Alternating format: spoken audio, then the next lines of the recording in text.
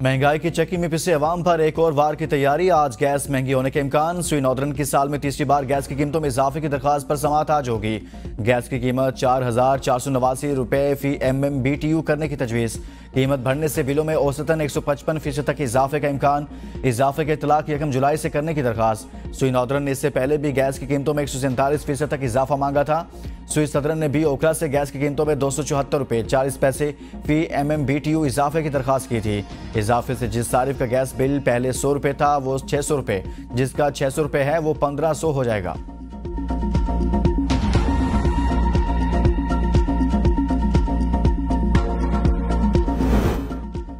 Supreme court में फौजी अदालतों के खिलाफ इंट्रा कोर्ट अपीलों पर समाअत आज होगी। जस्टिस अमीनुद्दीन खान की सरबराही में 6 रुकनी बेंच समाअत करेगा।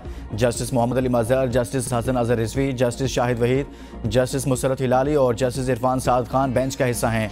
Justice retired Jawad S Khawaja ने अपीलों की जल्द समाअत और 9 रुकनी लार्जर बेंच तश्कील देने की सदा कर रखी है। इनकी जानिब से दायर दरखास्त में मौक़िफ़ अपनाया गया है कि 6 रुकनी बेंच ने फ्रीकैन को नोटिस दिए बगैर मुल्ज़िमान का ट्रायल जारी रखने का हुक्म दिया। जालसाजों की जालसाजियां, IMF भी चकरा गया। जालसाज IMF का नाम इस्तेमाल करके फ्रॉड करने लगे। IMF का नाम इस्तेमाल करते हुए धोखाधड़ी पर मबनी ईमेल्स का इंकशाफ। IMF ने धोखाधड़ी से बचने के लिए इंतबाह जारी कर दिया। IMF का कहने के खतूत या ईमेल में लोगों से ज़ाती बैंकिंग की तफसीलात मांगी जा रही हैं।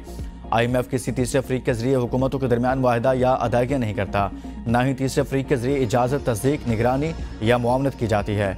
IMF के लेन देन और ऑपरेशन बराह रास्त रुकन ममालिक के साथ होते हैं। अवाम उन्नास के साथ आलमी इदारे का बराह रास्त कोई राब्ता नहीं होता।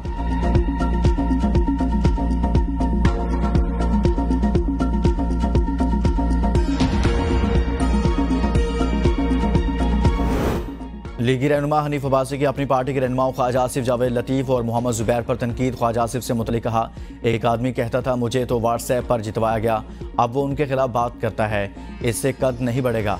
मुशाहिद हुसैन से नून लीग और कितनी बार डसी जाएगी, ये जिसकी मकबूलियत देखते हैं उधर हो जाते हैं। जुबैर उमर भी अपना फ़लसफ़ा झाड़ते हैं, इनके साथ पार्टी रहनुमा नहीं लिखना चाहिए। जावेद लतीफ़ की मैं अक्सर पार्टी से सिफारिश करता था, लेकिन वो इनको ज़्यादा जानते थे। वो मुझे कहते थे ये ठीक नहीं, आज वो दुरुस्त और मैं गलत साबित हुआ। किरमानी तो अवामी सतह पर थे ही नहीं, पार्टी इनसे अलहदगी का ऐलान करे।